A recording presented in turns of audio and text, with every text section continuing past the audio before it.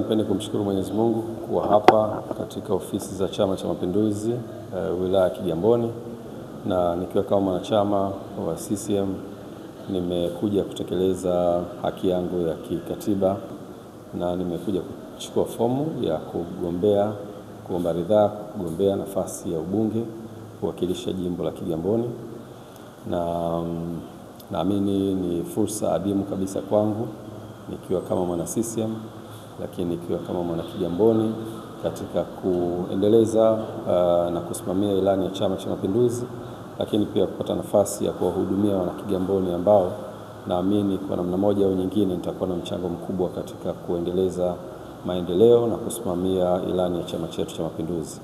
Kwa hiyo nimeweza kuchukua fomu na kufuata taratibu zote, na sasa naichukua fomu kwa ajili ya kwenda kuijaza, na kwa ratiba ambayo tumepewa by tarehe 2 mwezi wa 7 inatakiwa imerudi.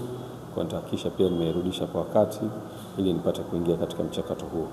Nichukue fursa hii kumshukuru sana Mwenyezi Mungu, lakini pia kuwashukuru wana Kigamboni ambao naamini watakuwa ni sehemu ya familia katika nafasi ya uongozi ambao nitakuja kuiomba, lakini pia wanachama wa Chama cha Mapinduzi ambao ni ndugu zangu. Kwa namna moja au nyingine tutatakiwa tushirikiane kwa kiwango kubwa kuiletea maendeleo Kigamboni yetu, Dar es Salaam na Tanzania kwa ujumla. Asanteni sana.